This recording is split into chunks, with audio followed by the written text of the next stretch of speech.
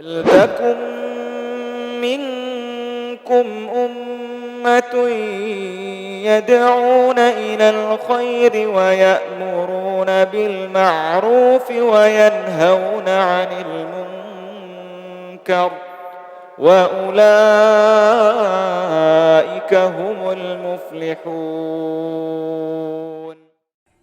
إن الحمد لله نحمده ونستعينه ونستغفره ونعوذ بالله من شرور أنفسنا ومن سيئات أعمالنا. من يهده الله فلا مضل له ومن يضلل فلا هادي له، وأشهد أن لا إله إلا الله وأشهد أن محمدا عبده ورسوله. يا أيها الذين آمنوا اتقوا الله حق تقاته ولا تموتن إلا وأنتم مسلمون. يا أيها الناس اتقوا ربكم الذي خلقكم من نفس واحدة وخلق منها زوجها وبث منهما رجالا كثيرا ونساء، واتقوا الله الذي تساءلون به والأرحام إن الله كان عليكم رقيبا. يا أيها الذين آمنوا اتقوا الله وقولوا قولا سديدا يصلح لكم أعمالكم ويغفر لكم ذنوبكم، ومن يطع الله ورسوله فقد فاز فوزا عظيما. أما بعد فإن خير الحديث كتاب الله، وخير الهدي هدي محمد صلى الله عليه وسلم، وشر الأمور محدثاتها، وكل محدثة بدعة، وكل بدعة ضلالة، وكل ضلالة في النار. أعوذ بالله من الشيطان الرجيم. بسم الله الرحمن الرحيم. فبما رحمة من الله لنت لهم ولو كنت فظا غليظ القلب لانفضوا من حولك فاعف عنهم واستغفر لهم وشاورهم في الأمر فإذا عزمت فتوكل على الله إن الله يحب المتوكلين. رب اشرح لي صدري ويسر لي أمري واحلل عقدة من لساني يفقهوا قولي. سبحانك لا علم لنا إلا ما علمتنا إنك أنت العليم الحكيم. رب زدني علما. اللهم صل على محمد وعلى آل محمد كما صليت على إبراهيم وعلى آل إبراهيم إنك حميد مجيد. اللهم بارك على محمد وعلى آل محمد كما باركت على إبراهيم وعلى آل إبراهيم إنك حميد مجيد. معزز حاضرین جمعہ، بزرگوں، نوجوانوں، عزیز بچوں، اسلامی ماں اور بہنوں، خطبہ مسنونہ کے بعد سورہ آل عمران کی ایک آیت کریمہ آپ کے سامنے پڑھی گئی ہے، جس کے اندر اللہ رب العالمین نے ہم انسانوں کو کچھ اخلاقی باتیں بتائی ہیں اور کچھ اخلاقی چیزوں کی طرف ہماری رہنمائی کی ہے، اور ساتھ ہی ساتھ ان کا نتیجہ اور ان کا رزلٹ بھی بیان کیا ہے۔ ہمارے دین میں، ہماری شریعت میں اور پیارے رسول صلی اللہ علیہ وسلم کی زندگی میں اور آپ کی جو سیرت ہے اس کے حوالے سے اخلاق کی، کردار کی کیا اہمیت ہے یہ ہم سبھی جانتے ہیں، لیکن ہم یہ بھی جانتے ہیں کہ ہمارے معاشرے میں، ہمارے سماج اور ہماری سوسائٹی میں اخلاقی قدروں کی بہت گراوٹ ہے۔ اخلاقی اعتبار سے ہم مسلمان بہت پیچھے چلے جا رہے ہیں۔ عبادتیں ہم الحمدللہ بہت ساری کرتے ہیں، نیکیوں کے اور بہت سارے کام ہم الحمدللہ انجام دیتے ہیں۔ پہلے کے اعتبار سے ہمارے ہاں دینی بیداریاں بھی آ رہی ہیں، ہم تعلیم بھی حاصل کر رہے ہیں، ہمارا نوجوان کچھ سیکھنے، کچھ حاصل کرنے کی کوشش کر رہا ہے۔ ماؤں اور بہنوں کو تعلیمی اعتبار سے بیدار کرنے کی کوششیں کی جا رہی ہیں، اور اس اعتبار سے یا اس حوالے سے کئی تنظیمیں اور الحمدللہ مدارس اور مساجد اپنا اپنا کام بھی انجام دے رہے ہیں۔ لیکن ہم اپنی ذاتی زندگی دیکھیں، اپنی پرسنل لائف دیکھیں، اور ہم میں سے ہر ایک دیکھے تو ہمیں اندازہ ہوگا کہ ہمارے اندر، ہمارے اپنے گھروں میں، ہمارے اپنے سماج، ہماری اپنی سوسائٹی میں اخلاق کی کتنی زیادہ گراوٹ آ چکی ہے۔ آپ 15-20 سال پہلے کا سماج، معاشرہ، گاؤں، محلہ، علاقہ دیکھیں، اور اب 15-20 سال بعد والا علاقہ، محلہ، گاؤں، سوسائٹی اور سماج دیکھیں تو آپ کو ایک لمبا سا فرق نظر آئے گا۔ اخلاقی اعتبار سے ہم روزانہ کمزور ہوتے چلے جا رہے ہیں۔ ہم علم حاصل کر رہے ہیں، ہمارا علم بڑھ رہا ہے، اور دیگر اعتبارات سے ہماری نیکیاں بڑھ رہی ہیں، ہمارے مال میں اضافہ ہو رہا ہے، ہماری دنیاوی زندگی ترقی کے اعتبار سے بہت آگے بڑھتی چلی جا رہی ہے، لیکن اخلاقی اعتبار سے ہمارا گراف روزانہ کم ہوتا چلا جا رہا ہے۔ حالانکہ پیارے رسول صلی اللہ علیہ وسلم نے بیان کیا، انما بعثت لاتمم مکارم الاخلاق، کہ مجھے دنیا میں اس لیے بھیجا گیا ہے تاکہ میں اخلاق کی قدروں کو مکمل کروں، تاکہ میں اخلاق کو اس کے اعلیٰ لیول اور اعلیٰ مقام پر لے کر چلا جاؤں۔ پیارے نبی صلی اللہ علیہ وسلم بہت ساری تعلیمات لے کر آئے، بہت ساری باتیں آپ نے لوگوں کے سامنے رکھی، لیکن ان تمام تعلیمات کو ظاہر کرنے کے لیے یا ان تمام تعلیمات کو ایکسپلین کرنے کے لیے آپ نے صرف ایک چیز کا نام لیا، انما بعثت لاتمم مکارم الاخلاق۔ ان ساری تعلیمات کو ظاہر کرنے کے لیے آپ نے صرف اور صرف اخلاق کا نام لیا، اس لیے کہ آپ کے اندر، میرے اندر اگر اخلاق کی بہتری ہو، ہم عمدہ کردار کے مالک ہوں، اچھے کردار کے مالک ہوں، تو ہم اس اخلاق کی بنیاد پر دین کی تمام تر تعلیمات پر عمل بآسانی کر سکتے ہیں۔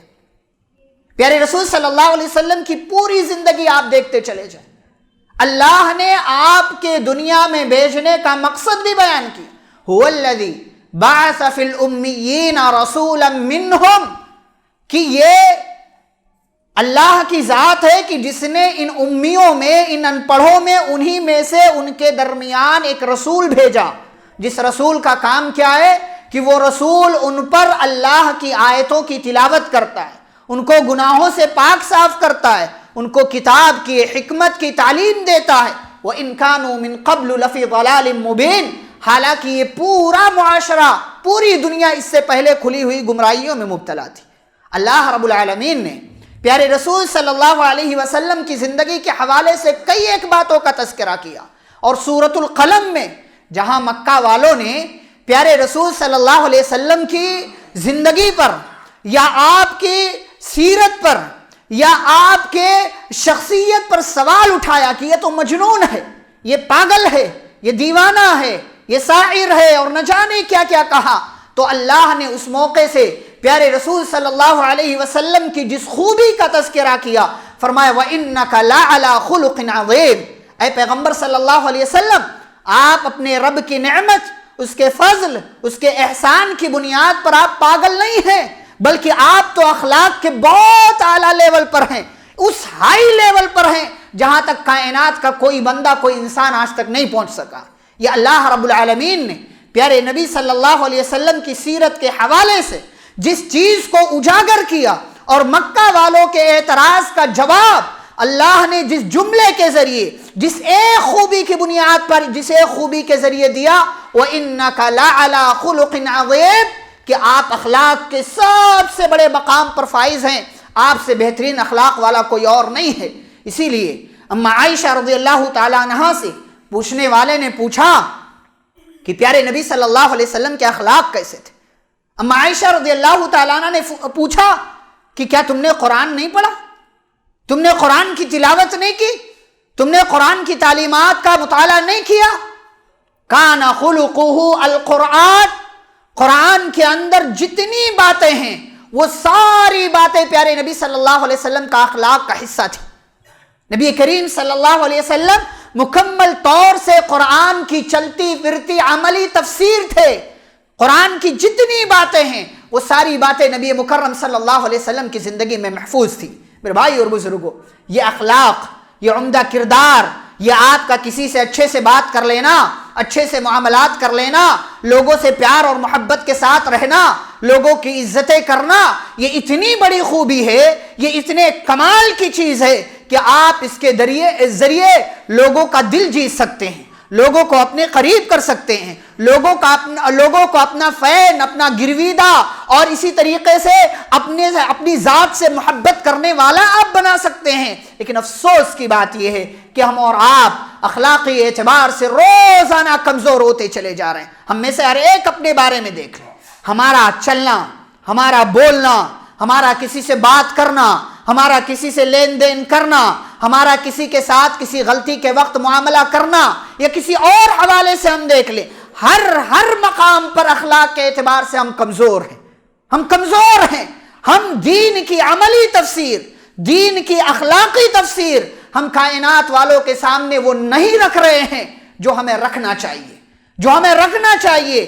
صحابہ کرام کی زندگیاں دیکھیں، اسلاف کی زندگیاں دیکھیں، تابعین اور تبع تابعین کی زندگیاں آپ دیکھیں، آپ کو پتہ چلے گا کہ ان کے اندر اخلاق کیسا تھا، وہ اخلاق کے کتنے اعلیٰ مقام پر فائز تھے۔ آج کے اس خطبہ جمعہ میں انشاءاللہ میں آپ کے سامنے چند ایک باتیں رکھتا ہوں مثال کے لیے، تاکہ ہم ان چیزوں کو جانیں، غور کریں، اور ان اعتبارات سے اگر ہمارے اندر کوئی کمی ہے ان چیزوں میں تو اپنے آپ کو ٹھیک کریں، بہتر کریں، تاکہ ہمارے اخلاق کو دیکھ کر کے لوگ ہمارے قریب آئیں، نہ کہ لوگ ہم سے دور ہوتے چلے جائیں۔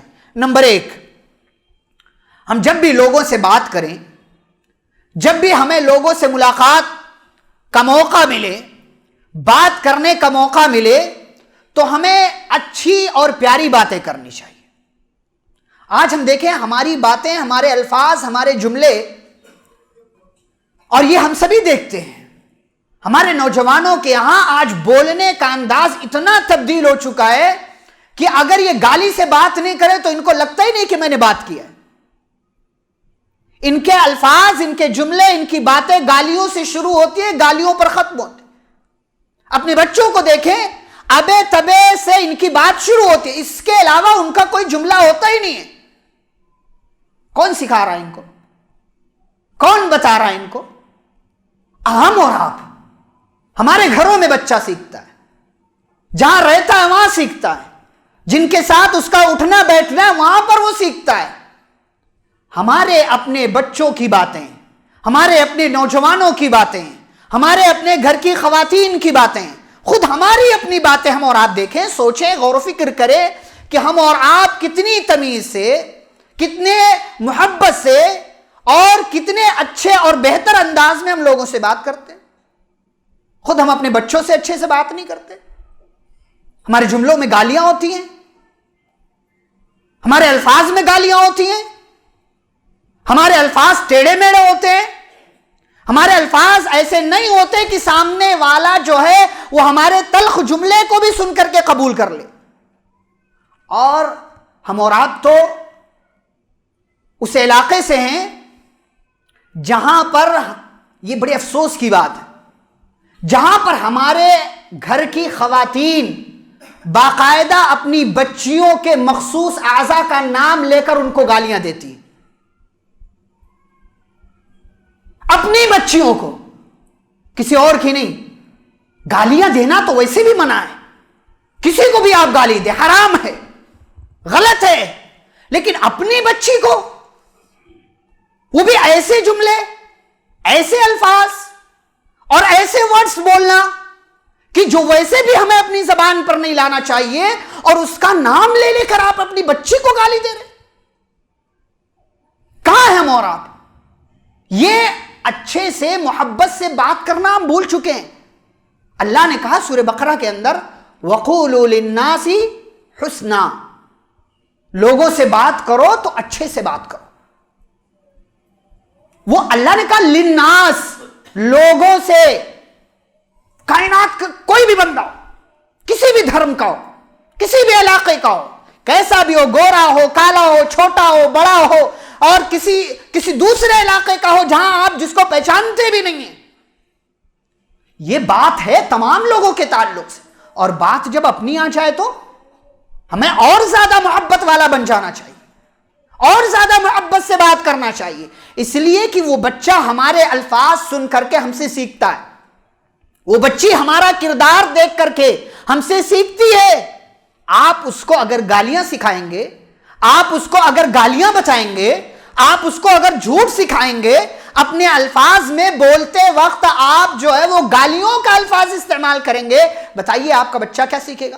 اور تھوڑا آگے بڑھیں آپ اسی معاملے میں، دکانوں میں دیکھ لیں، دکانوں میں دیکھ لیں، ہمارے ہاں جو مزدور آ کر کے کام کرتا ہے اس سے ہم کیسی باتیں کرتے ہیں؟ تنخواہ دے رہے ہیں تو مطلب سارا احسان کر رہے ہیں اس پر، وہ آپ کے ہاں کام کر رہا ہے تو اس کو گالیوں کے ذریعے بلاؤ، اسے تھوڑی سی غلطی ہو جائے تو اس کو بس ڈانٹنا شروع کر دو۔ یہ اخلاق ہے ہمارا، یہ ہمارا کردار ہے۔ اس کو گالیاں دینا، اس کو سمجھانے کے بجائے، اس کو پیار سے بات کرنے کے بجائے، آج آپ دیکھیں ہمارا المیہ یہ ہے، شراب خانے میں آپ ایک چکر لگائیں، کسی شرابی سے اگر گلاس گر جائے وہ سوری بول دے تو وہ ویٹر جو ہے، مینیجر جو ہے مان جاتا، بھائی کوئی بات نہیں، چلتا ہے، گلاس ٹوٹ گیا۔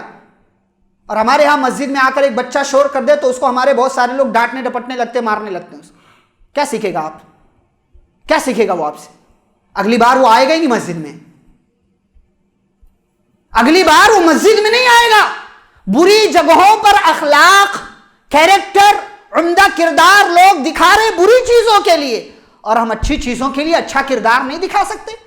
وَقُولُوا لِلنَّاسِ حُسْنًا، بات کریں پیار سے، محبت سے، اخلاق سے، احسان سے، اچھائی سے، جو بات کرو صاف ہو، ستھری ہو، بھلی ہو، کڑوی نہ ہو، کھٹی نہ ہو، مصری کی ڈلی ہو۔ بار بار آپ اس طریقے کا جملہ سنتے رہتے ہیں، لیکن افسوس یہ ہے ہمارے الفاظ میں گالیاں، ہمارے جملوں میں گالیاں، ہمارے بولنے کے انداز میں جو ہے طرح طرح کے ایسے جملے جن کو سننا ایک اچھا انسان گوارا بھی نہیں کرتا، اور وہ اچھے اچھوں کی زبانوں پر، دکانوں میں، مکانوں میں اور یہاں وہاں ہم سنتے رہتے ہیں۔ ایسے الفاظ سے احتراز کرنا چاہیے۔ سامنے والے کی گرچہ غلطی ہو، لیکن آپ کا، میرا کام یہ ہے کہ ہم محبت سے بات کریں، محبت سے اس کو ہم نے سمجھا دیا تو اگلی بار وہ غلطی بھی نہیں کرے گا، اور آپ کے دل میں آپ اس کے دل میں گھر بنا لیں گے، آپ اس کے دل میں محفوظ ہو جائیں گے کہ یہ بندہ بڑا اچھا ہے، بڑی محبت سے بات کرتا ہے۔ پیارے نبی صلی اللہ علیہ وسلم کا یہی اخلاق تھا، پیارے نبی صلی اللہ علیہ وسلم کا یہی کردار تھا کہ حضرت انس رضی اللہ تعالیٰ عنہ بچے 10 سال خدمت کی، کبھی نہیں ڈانٹا، کبھی نہیں ڈانٹا۔ کبھی لوٹا گرا ہوگا، کبھی پانی لانے میں سستی ہوئی ہوگی، کبھی کچھ چھوٹے سے تھے، کبھی سو گئے ہوں گے، نیند کی حالت میں ہوں گے، نبی کی خدمت کے لیے وقف کر دیا ان کی ماں نے ان کو، لیکن کبھی سستی ہوئی ہوگی۔ کہتے 10 سال گزرے، 10 سال میں نبی مکرم صلی اللہ علیہ وسلم نے کبھی نہیں ڈانٹا مجھے۔ جریر بن عبداللہ البجلی رضی اللہ تعالیٰ عنہ فرماتے کہ جب سے میں مسلمان ہوا، نبی مکرم صلی اللہ علیہ وسلم کے پاس جب بھی گیا، جب بھی ان سے سامنا ہوا، کبھی ایسا نہیں ہوا کہ نبی نے مجھ سے بنا مسکرائے ملاقات کیا ہو۔ جب بھی ملے مسکرا کر ملے، جب بھی ملے پیار سے ملے، جب بھی ملے محبت۔ ایک دشمن بھی آپ کے سامنے آ جائے تو آپ اخلاق کا وہ نمونہ اس کے سامنے پیش کر دیں کہ وہ ساری باتوں کو بھول کر کے آپ کے اخلاق کو دیکھ کر کے آپ کے قریب آ جائے۔ یہ ہمارا کردار جو ہم بھول چکے ہیں، یہ ہماری خصوصیت جو دین ہمیں سکھاتا ہے، جس کو ہم نے بہت زیادہ نیچے کر دیا ہے، ہمیں اس گراف کو اوپر اٹھانے کی ضرورت ہے۔ یہ پہلی چیز۔ دوسری چیز، اور وہ یہ ہے کہ ہم لوگوں کو ان کی غلطیوں کے ساتھ قبول کریں۔ جیسے ہم یہ پسند کرتے ہیں کہ مجھ سے کوئی غلطی ہو جائے تو اس کو نظر انداز کر دیا جائے۔ بھائی مجھ سے غلطی ہو سکتی ہے، آپ سے بھی ہو سکتی ہے، ہر کسی سے غلطی ہو سکتی ہے، تو مجھ سے غلطی ہوئی، میں یہ چاہوں گا کہ آپ میری غلطی کو نظر انداز کر دیں، اگنور کر دیں۔ تو سامنے والا جب کوئی غلطی کرے تو آپ اس کی غلطی کو اگنور کر دیں، نظر انداز کر دیں، ہو گئی۔ اس پر بہت بڑا اجر ہے آپ کے لیے، بہت بڑا اجر ہے۔ اور یاد رکھیں کہ اگر آپ نے لوگوں کو ان کی غلطیوں کے ساتھ قبول نہیں کیا تو ایک دن آئے گا دنیا میں آپ اکیلے رہ جائیں گے، کوئی آپ کے ساتھ نہیں ہوگا۔ کیوں؟ اس لیے کہ اس پوری دنیا میں پرفیکٹ بندہ 100% جو پیور ہو، جس کے اندر کوئی غلطی نہ ہو، ایسا پوری کائنات میں آپ کو نہیں ملنے والا. کوئی پرفیکٹ نہیں ہوتا، کوئی پرفیکٹ نہیں ہوتا. ہر ایک کے اندر کوئی نہ کوئی غلطی، کوئی نہ کوئی خامی، کوئی نہ کوئی عیب، کوئی نہ کوئی گناہ کا کام، کوئی نہ کوئی کسی نہ کسی حساب سے وہ غلط ہوگا. میں بھی، آپ بھی، عورت بھی، مرد بھی، سب. پیارے نبی صلی اللہ علیہ وسلم نے فرمایا المؤمن الذی یخالط الناس ویصبر علی آذاہم. آج ہمارے یہاں دیکھیں نا، کسی سے غلطی ہو جائے، رشتہ دار ہے، کسی سے چھوٹی سی غلطی ہو جائے، اس سے ملنا سب سے پہلے چھوڑتے ہیں ہم. اور یہاں عورتوں کا کردار بہت زیادہ معنی رکھتا ہے، انہی کی وجہ سے معاملات اور زیادہ خراب ہوتے ہیں. کہا المؤمن الذی، وہ مومن چاہے وہ مرد ہو یا عورت، جو لوگوں سے گھل مل کر رہتا ہے، وَيَصْبِرُ عَلَىٰ آذَاهُمْ، اور ان کی طرف سے آنے والی کوئی تکلیف، کوئی غلطی، اس پر صبر کر جاتا ہے، برداشت کر لیتا ہے. کیا فائدہ ہوگا؟ اعظم اجرا، تو ایسا مومن جو لوگوں سے گھل مل کر رہتا ہے، ان کی طرف سے آنے والی پریشانی پر صبر کرتا ہے، ان کی غلطی کو اگنور کر دیتا ہے، یہ زیادہ بڑا اجر والا ہے اس مومن کے مقابلے میں الذی لا یخالط الناس ولا یصبر علی آذاہم، جو لوگوں سے گھل مل کر نہیں رہتا ہے اور جو لوگوں کی طرف سے آنے والی غلطیوں پر صبر نہیں کرتا. آج ہم اپنے اس حوالے سے اپنے آپ کو دیکھیں کہ یہ جو اخلاقی خوبی تھی ہمارے یہاں، ہمارے اسلاف میں، ہمارے بزرگوں میں، 15-20 سال پہلے کا معاشرہ ہم دیکھیں نا، گاؤں کا، کیا خوبیاں تھیں، کیا اچھائیاں تھیں، کیسا ماحول تھا. غلطیوں کو نظر انداز کر دینا. اور آج ایک غلطی پر ہم اسی زمانے جاہلیت والے دور میں چلے جا رہے ہیں کہ زمانے جاہلیت والے، ایک غلطی ہوئی دوسرے قبیلے سے ہمارے قبیلے کے خلاف تو جنگوں کا ایک لمبا سلسلہ چالو ہو جاتا تھا. ہمارے یہاں جنگیں تو نہیں ہوتی، لیکن وہ بات کرنا سب سے پہلی فرصت میں ہم بند کرتے ہیں، اور الفاظ کی جنگیں ہمارے درمیان جاری رہتی.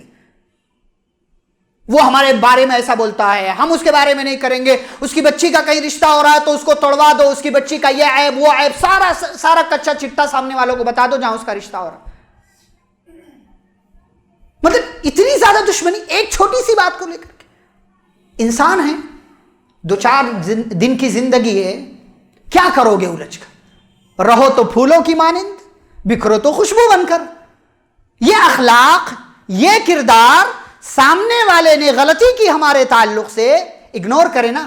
ہاں، بعض غلطیاں نظر انداز کرنے والی نہیں ہوتی، لیکن سامنے بیٹھ کر کے محبت سے بات کیا جا سکتا ہے.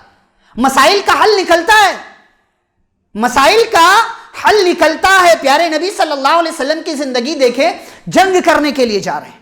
ابو بکر رضی اللہ عنہ کا دور، عمر فاروق رضی اللہ عنہ کا دور، عثمان غنی، علی مرتضی اور حضرت امیر معاویہ رضی اللہ تعالیٰ عنہ، سارے صحابہ کا دور آپ دیکھیں کہ دشمن سے جنگوں کے لیے جا رہے ہیں، لیکن دشمن جو ہے وہ صلح کے لیے راضی ہو گیا. نہیں ہم جنگ نہیں کریں گے. تو کیا کہا؟ نہیں، ہم اتنی دور آ گئے ہیں تو تمہیں ماریں گے، تم نے ہمارے تعلق سے غلطی کی ہے، ہم اتنی دور چل کر کے اب صلح نہیں ہوگی. نہیں، صلح کر لیا، جنگ بند ہو گئی. سامنے والے کی غلطی کو قبول کیا کہ ہاں یہ لوگ غلط تھے، اب صلح کرنے کے لیے آ گئے ہیں، چلو کوئی مسئلہ نہیں، ہمارے اور ان کے درمیان اب جنگیں بند رہیں گی. بعض غلطیاں نظر انداز کر دینے والی ہوتی ہیں.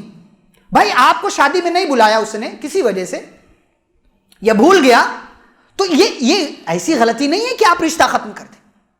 رشتے کی اہمیت بڑی ہے. الرحم معلقۃ بالعرش، یہ رشتہ داری جو ہے اللہ کے عرش کو چمٹے ہوئے ہے، اللہ کے عرش کو پکڑ کر لٹکی ہوئی ہے. تقول من وصلنی وصلہ اللہ، جو مجھے جوڑے گا اللہ اس کو جوڑے گا، اور جو مجھے توڑے گا اللہ اس کو توڑ کر کے رکھ دے گا. ہم ایک غلطی پر سامنے والے کی رشتہ داری جو ہم سے تھی ہم نے اگنور کر دیا، نظر انداز کر دیا. اگر ہم نے تو اس میں ہمارے لیے کامیابی ہے، لیکن اگر ہم نے اس کو مسئلہ یوشو بنا کر کے، اگر ہم نے ایک خلیج، ایک دیوار، ایک کھائی بنا دی اپنے اور ان کے درمیان، تو یاد رکھیں اللہ بھی آپ کو توڑ کر کے رکھ دے گا، اور اللہ اس کی سزا آپ کو ضرور دینے والا ہے. یہ دوسری چیز کہ سامنے والے کی غلطی کو آپ نظر انداز کرنا سیکھیں، سامنے والے کی غلطی کو آپ اس کی غلطی کے ساتھ قبول کریں، سامنے والا کوئی تکلیف دیتا ہے آپ کو، آپ صبر کر جائیں، برداشت کر جائیں اور اس کے حق میں اللہ سے خیر کی، بھلائی کی اور برکت کی دعا کریں۔ تیسری چیز اور بہت اہم چیز، صرف آپ غلطی کو نظر انداز نہ کریں، بلکہ غلطی کو نظر انداز کرنے سے ایک اسٹیپ، ایک قدم آگے آ کر کے سامنے والے کو معاف بھی کر دیں۔ اس لیے ہمارا یہ تیسرا پوائنٹ جو ہے، معافی مانگ لو اور معاف کر دو۔ زندگی کا کوئی بھروسہ نہیں ہے، کوئی بھروسہ نہیں ہے، جوان بھی مرتا ہے اور آج کل کچھ زیادہ ہی مر رہے ہیں، آج کل کچھ زیادہ ہی انتقال ہو رہا ہے نوجوانوں کا، صحت مند لوگوں کا بھی۔ زندگی کا بھروسہ نہیں ہے، موت آپ کو مہلت نہیں دیتی ہے۔ جاگیں، احساس پیدا کریں، سوچیں کہ آپ نے کس کے تعلق سے آپ نے غلطی کی ہے، معافی مانگ لیں۔ معاف کر دینے سے یا معافی مانگ لینے سے آپ چھوٹے نہیں ہو جائیں گے، آپ کا مقام بہت اونچا ہو جائے گا، بہت اونچا ہو جائے گا۔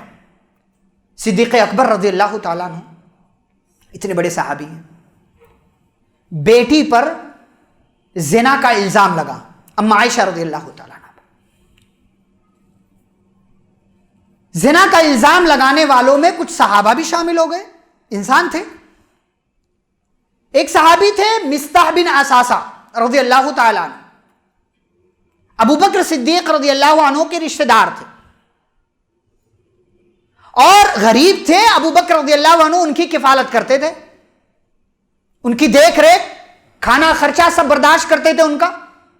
وہ بھی اما عائشہ رضی اللہ عنہا پر زنا کا الزام لگانے والوں میں شامل ہو گئے، وہ بھی اس جماعت میں تھے جن کا یہ ماننا تھا کہ اما عائشہ رضی اللہ تعالی عنہا سے زنا ہو گیا۔ اب بعد میں اللہ نے جب پاکی اور برات نازل کر دی تو منافقین تو بچ گئے، اس لیے کہ ان کو آخرت میں اس کا انجام ملنے والا ہے، لیکن جو صحابہ شامل تھے ان کو 80 کوڑے مارے گئے۔ اب مصطح بن اساسہ تھے، اب ظاہر سی بات ہے ابو بکر صدیق رضی اللہ عنہ والد ہیں، باپ ہیں، خود صدیق ہیں، بیٹی صدیقہ ہے، خود نبیوں کے بعد سب سے اونچا مقام رکھتے ہیں، اور بیٹی بھی تمام نبیوں، تمام رسولوں کے سردار پیارے پیغمبر صلی اللہ علیہ وسلم کی بیوی۔ اتنی معزز ترین ہستی پر، اتنی معزز ترین ہستی کی بیٹی پر زنا کا الزام لگانے والوں میں وہ بندہ شامل ہے جس کا خرچہ صدیق اکبر رضی اللہ تعالیٰ عنہ اٹھا رہے ہیں، برداشت کر رہے ہیں۔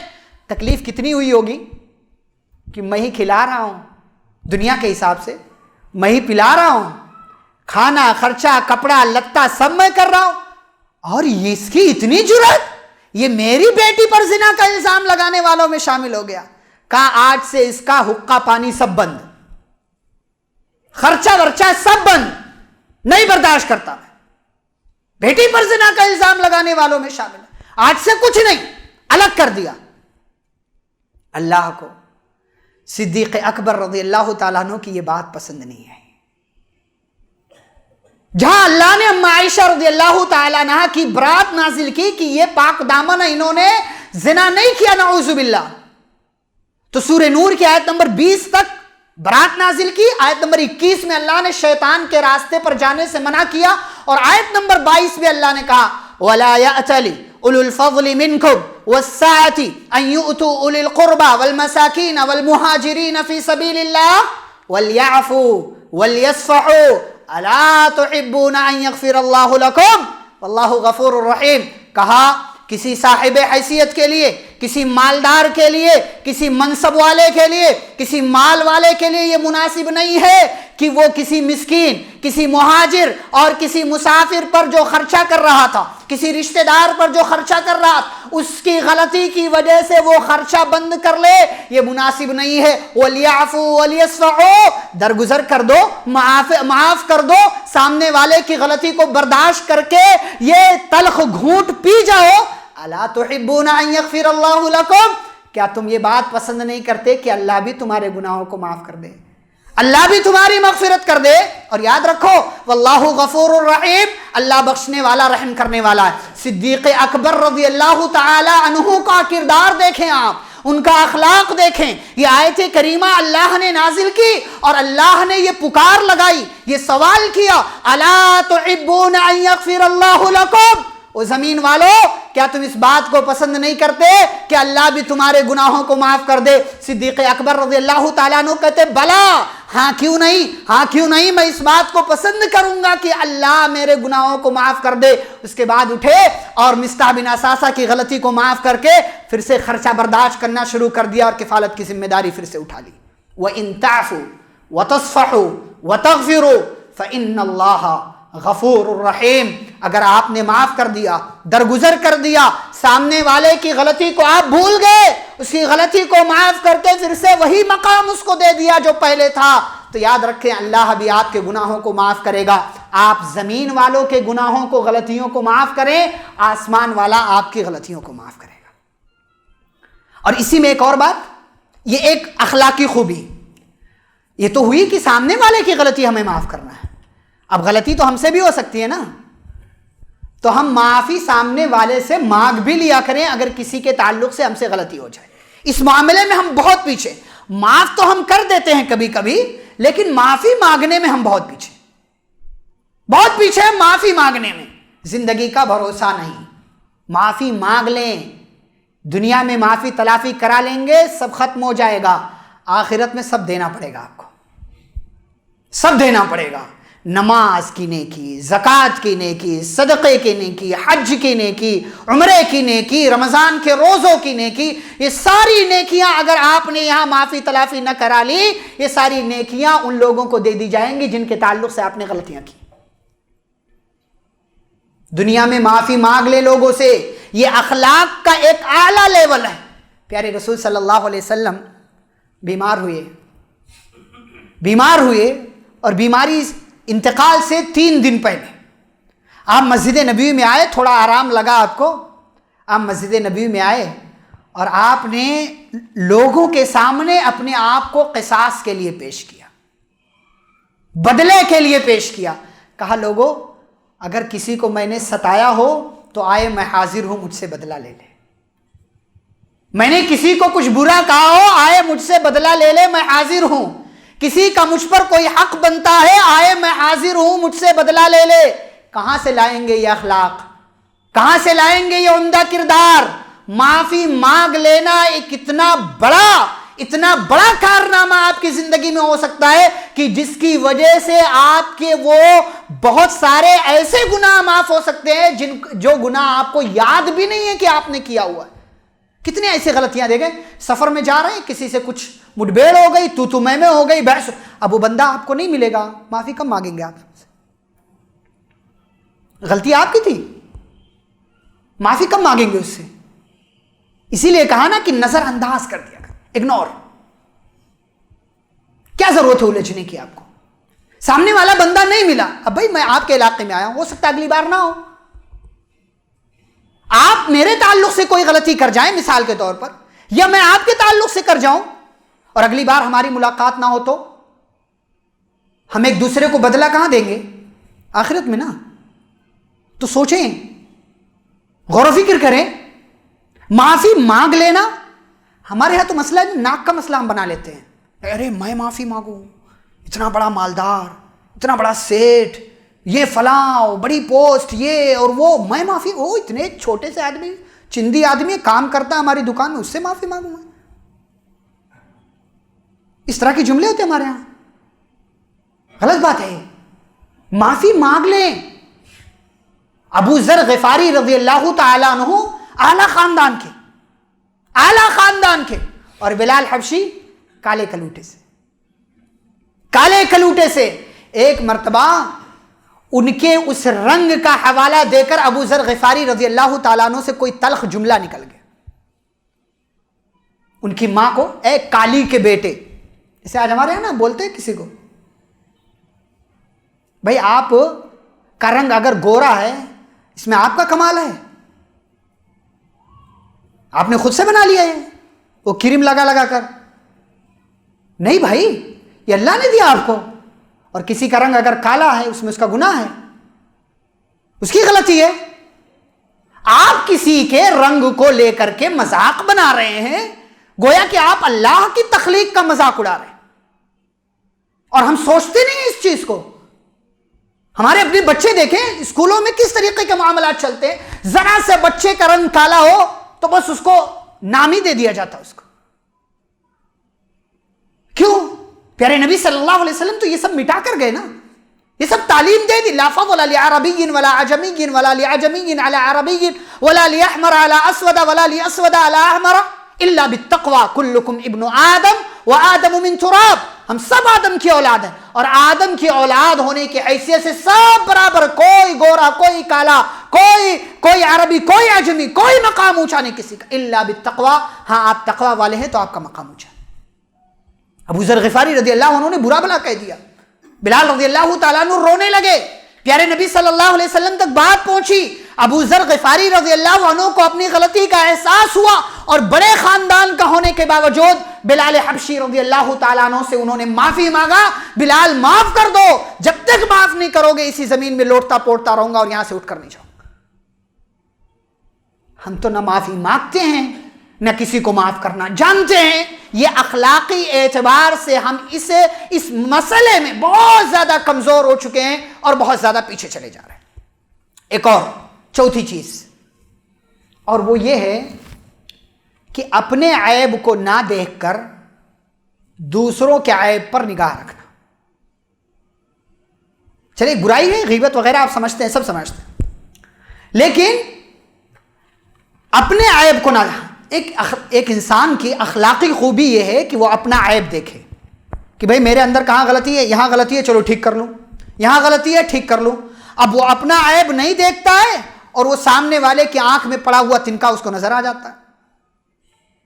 اپنے جسم پر لگا ہوا وہ بڑا سا کالا سا داغ وہ نظر نہیں آتا, وہ سامنے والے کے کپڑے کے کونے پر کون سا سیاہ دھبا لگا ہوا وہ نظر آ جاتا اس کو. اور عیب کے پیچھے پڑا, ان کے اندر کیا عیب, ان کے اندر کیا عیب, ان کے اندر کیا عیب.